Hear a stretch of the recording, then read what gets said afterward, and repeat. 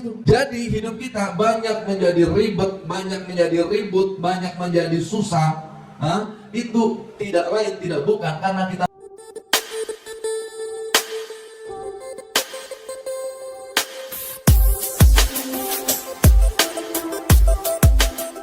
Bismillahirrahmanirrahim. Alhamdulillahi rabbil alamin.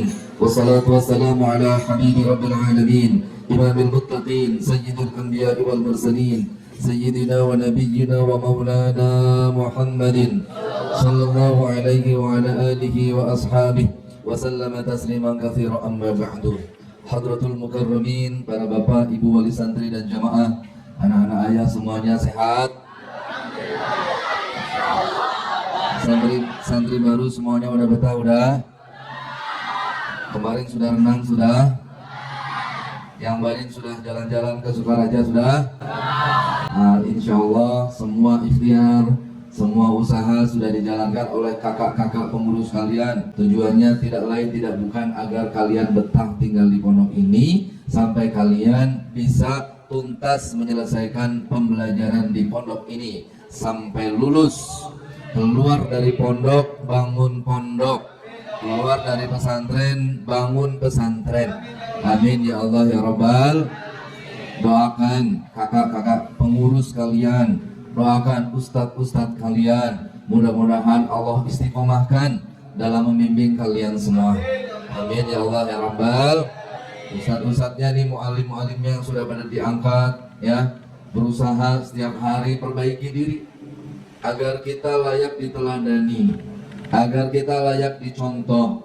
Karena anak-anak kita, adik-adik kita itu masuk pondok itu ditutup dari semua figur-figur yang lain, ditutup dari semua tokoh-tokoh yang lain. Tokoh yang ada di hadapannya adalah ustadz, tokoh yang ada di hadapannya adalah mu'alim, tokoh yang ada di hadapannya adalah pengurus. Makanya setiap gerak-gerik kita diawasi tuh oleh adik-adik kita. Kalau ada adik kita yang ngomongnya kasar, coba lihat, mungkin kita sebagai ustadz, sebagai pengurus masih ada kalanya ngomong kan.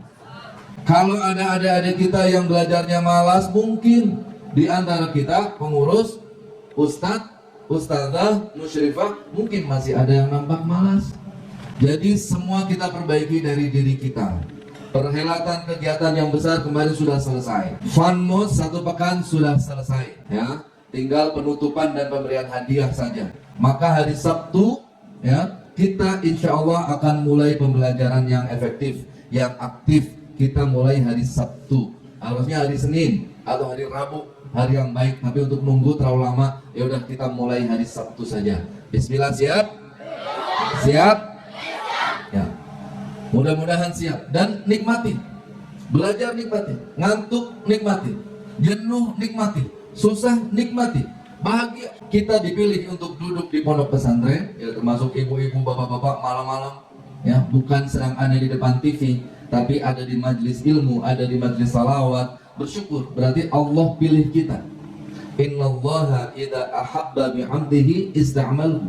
Allah itu kalau sayang kepada hambanya, maka salah satu tandanya hamba itu dipakai. Dipakai untuk apa? Dipakai untuk syiar agama Islam. Dipakai untuk apa? Dipakai untuk menuntut ilmu. Dipakai untuk apa? Dipakai untuk ngajar adik-adiknya. Itu tanda bahwa Allah sayang sama kita. Ayah, kok saya susah hidupnya? Kok saya sulit sekali mendapati hati saya itu tenang? Kok saya hatinya selalu gelisah? Kok saya selalu di dalam dada selalu bergemuruh? Entah kenapa ayah. Maka ketika itu yang terjadi, barangkali kita telah melenceng dari jalur terlalu jauh, ya. Allah kasih jalur sudah sangat jelas. Tugas kita diciptakan di dunia, wa ma khalaqtul jinna wal insa illa liya'budun. Tidaklah diciptakan jin dan manusia kecuali untuk menyembahku, untuk beribadah kepadaku. Jadi tugas kita sebenarnya jelas. Marto berangkat ke pasar, beli apa ayah? Beli sayur. Ketika Marto langsung ke pasar beli sayur, pulang beres, tidak ada masalah. Mana Marto? Ada di bawah. Beres, nggak ada masalah. Tapi ada masalah, timbul masalah ketika Mang Marto setunduhnya mampir ke warung kopi. Di warung kopi duitnya ketinggalan. Berangkat ke pasar mau bayar bingung. Masalah apa? Kenapa ada masalah? Karena melenceng dari tugas utamanya. Apa tadi tugas utamanya? Beli sayur. Mang Hendi pangmeserkan sayur di pondok di pasar Pasundan. Hendi berangkat. Begitu berangkat, masih pagi ini kayaknya enak jalan-jalan dulu. Muter ke Masjid Agung sana. Begitu muter, kena priwitnya polisi, ditangkap sama polisi. Apa kata Haidar Al-Faruq siang hari ini? Saya ditilang sama polisi gara-gara motor saya nggak ada spionnya. Nyalahin siapa? Nyalahin siapa? Spion disalahin, motor disalahin. Padahal urusan dia hanya apa tadi? Disuruh beli sayur. Kenapa pakai muter-muter itu? Jadi hidup kita banyak menjadi ribet, banyak menjadi ribut, banyak menjadi susah. Itu tidak lain tidak bukan karena kita melenceng dari tujuan utamanya.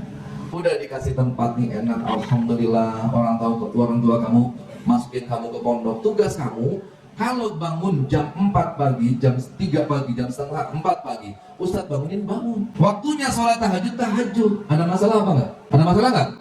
Ada masalah enggak? Ada masalah enggak? Lo kamu bangun wudhu jam setengah 4 pagi, ada masalah enggak? Yang jadi masalah ketika kamu sulit dibangunin, marah-marah sama yang ngebangunin. Terus kamu nandain tuh pengurus itu mah. Saya lagi tidur enak-enak dibangunin. Yang dibahas nanti yang lain. Dibangunin nih susah. Karena ustadznya, pengurusnya kan bangunin orang kan ratusan. Capek. Kadang-kadang bangunin pakai tangan, kalau lagi capek bangunin pakai kaki. Yang dilihat bukan banguninnya, yang dilihat cara banguninnya ustadznya. Kenapa ustadz saya bangunin pakai kaki? Marah kamu, akhirnya timbullah masalah. Kamu mulai tidak betah. Pulang cerita, apa ceritanya? Ayah, ibu, di pondok saya nggak betah. Kenapa nggak betah? Iya, ustadz saya banguninnya pakai kaki. Padahal bukan soal cara membanguninnya, cara. Ini adalah sekedar cara bahwa kamu jam setengah 4 harusnya bangun, malah nggak bangun. Nah itu soalnya. Jadi kamu sudah melenceng dari jalurnya. Seringkali kebahagiaan tidak bisa kita dapatkan di dalam hidup kita karena kita sudah melenceng terlalu jauh dari jalur dan tujuan utamanya. Banyak penalasan. Saya nggak bisa fokus belajar, saya nggak bisa fokus ngapal Quran gara-gara orang tua saya nggak ngirimin bekal, gara-gara di pondok saya sakit, gara-gara ini, gara-gara itu. Nanti semua gara-gara itu akan dijawab oleh Allah Jalla Jalaluhu. Innallaha yahtajju yaumal qiyamati bi arba'ati anfusin ala arba'ati ajnasi minan nas. Allah itu nanti di hari kiamat akan menjawab hujah-hujah orang-orang yang cari alasan menggunakan 4 argumentasi yang sangat kuat. Alal agniya bi Sulaiman. Kalau ada orang-orang kaya yang merasa hidupnya sulit untuk ibadah, gak punya waktu untuk ibadah, nanti mereka akan mengajukan alasannya kepada Allah. Ya Allah, maklumi kami ya Allah, di dunia kami tidak bisa beribadah karena kami ini orang kaya, hartanya banyak, duitnya dihitung dari pagi sampai malam gak kelar-kelar ya Allah. Kapan ada waktu buat saya untuk beribadah? Tolong maklumi kami ya Allah. Maka Allah akan berhujjah di Sulaiman dengan Nabi Sulaiman. Kurang kaya apa Nabi Sulaiman? Yang dikuasai bukan cuma manusia, binatang dikuasai, jin dikuasai, angin dikuasai. Tapi bagaimanapun kayaknya Nabi Sulaiman, beliau tetap beribadah kepada Allah Jalla Jalaluhu karena tahu tujuan hidup utamanya adalah ibadah. Wa 'alal 'abidi bi Yusuf. Allah juga akan berhujjah kepada orang yang cari-cari alasan. Ya Allah, kami tidak bisa beribadah, ini ada sebabnya ya Allah. Karena kami ini ketika di dunia kami adalah sekedar karyawan, dituntut oleh atasan atas pekerjaan kami. Kami adalah pembantu rumah tangga, sibuk tugasnya dari gelap sampai gelap gak kelar-kelar ya Allah. Ya Allah, kami adalah hanya seorang pekerja. Kami hanya seorang ini, seorang itu disebutin semuanya. Allah berhujjah dengan Yusuf, dengan Nabi Yusuf. Nabi Yusuf itu bahkan menjadi budak, menjadi pelayan, dibuang sama keluarganya, tidak cari-cari alasan, dibuang fi ghayabatil jub, dibuang ke sumur tua. Tapi beliau tetap, meskipun dibuang ke sumur, meskipun di penjara, beliau tetap tidak meninggalkan ibadah kepada Allah Jalla Jalaluhu.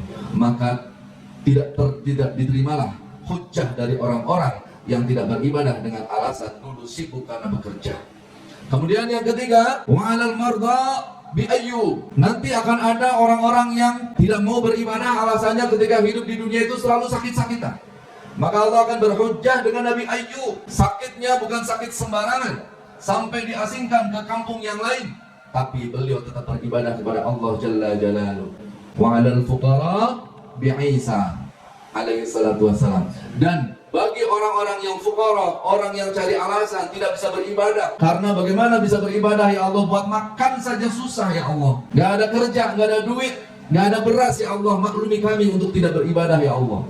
Allah berhujjah dengan Nabi Isa. Kurang miskin apa? Nabi Isa punya pakaian hanya yang menempel di badan, tidak punya rumah. Rumahnya adalah tempat yang dia tempati di hari itu, maka itu menjadi rumahnya. Saking miskinnya Nabi Isa alaihi salatu wassalam. Tapi bagaimanapun miskin, Nabi Isa tetap giat beribadah kepada Allah karena tahu betul tujuan hidupnya tidak lain dan tidak bukan adalah untuk beribadah. Maka kalau hari ini kita merasa hidup kita gelisah, hidup kita selalu susah, masalah kita berat, seakan-akan nggak bisa terselesaikan, ingat bahwa tujuan kita hidup bukan untuk menyelesaikan masalah. Tujuan hidup kita adalah untuk beribadah. Justru dengan beribadah itu Allah akan bereskan tuh masalah-masalah kita. Itu rumusnya. Banyak orang yang dikasih masalah sibuk cari jalan keluar masalah. Padahal ketika kita dikasih masalah, yang perlu diperbaiki oleh kita adalah ibadah kita. Sehingga ketika ibadah kita sudah diperbaiki, Allah turunkan tuh jalan keluar masalah terbaiknya. Jadi jangan salah fokus, jangan gagal paham. Kita cari-cari jalan keluar masalah, capek Bu, jangan. Ada masalah, udah, yang penting kita kembalikan saja. Ala bi dzikrillahi tatmainnul qulub. Ketahuilah dengan zikir, ingat Allah, maka hati kita menjadi tenang. Apa hubungannya zikir dengan ketenangan hati? Zikir itu ingat Allah. Sehingga ketika kita merasa masalah kita besar, kita ingat Allah yang maha besar, kita akan melihat masalah kita menjadi kecil. Ketika masalah kita berat, kita mengingat Allah yang maha kuat, kita akan mengetahui dan meyakini bahwa masalah kita menjadi ringan, seringan-ringannya. Dan ketika kita merasa masalah kita sangat-sangat sulit untuk dipecahkan, kemudian kita ingat Allah, Zat yang maha berkuasa melakukan segalanya, maka di tangan Allah kita yakin masalah sesulit apapun menjadi mudah. Nah ini poinnya. Ya, hari ini gak ada alasan santri beti janati gak bahagia, jamaah salawat wali santri hidupnya tidak bahagia, tidak boleh. Karena kita sudah tahu malam hari ini, oh iya, tujuan kita untuk ibadah. Kita sedih hanya ketika kita tidak bisa beribadah. Apa nih yang membuat saya sulit ke masjid? Dosa apa yang bikin masjid itu nggak mau diinjak oleh kaki saya ini? Selalu berdoa seperti itu. Agar apa? Muhasab. Tapi ingat, jangan sampai putus asa dari kasih sayang Allah. Oh iya, saya udah terlalu besar dosanya ini. Nggak ada. Kullu ummati mu'afin illal mujahir. Setiap umatku, umat Kanjeng Nabi Muhammad SAW dimaafkan. Semua dosanya sebanyak apapun dimaafkan. Illal mujahir, kecuali orang-orang yang mengungkit-ungkit dosa masa lalunya. Itu mujahir. Wah dulu ini saya pernah habis 3 botol semalam. Anda boleh diceritakan. Semua sudah lewat, kita tutup. Karena apa? Karena sesuatu yang sudah ditutup oleh Allah tidak boleh dibuka oleh manusia. Sudah rapat, ditutup, rapi, maka kita simpan baik-baik itu sebagai rahasia kita. Maka itu akan menyebabkan Allah turunkan maghfirahnya kepada kita semua. Yang doakan, mudah-mudahan semua yang sedang punya masalah, semua yang sedang gelisah, semua yang sedang gundah, semua yang sedang punya hal ini kayaknya susah banget, ya mudah-mudahan Allah kasih hidayah, kasih petunjuk, ditentramkan hatinya, diademkan hatinya, dikasih ketenangan di dalam hatinya, dikasih keyakinan bahwa tugas kita nggak lain, nggak bukan hanya untuk ibadah. Maka ketika ada kesempatan untuk ibadah, pakai kesempatan itu, jangan cari-cari yang lain. Nanti kita melenceng semakin jauh dan hidup kita semakin tidak bahagia. Cari dunia, sedang sibuk cari dunia, tiba-tiba meninggal dunia. Na'udzubillah.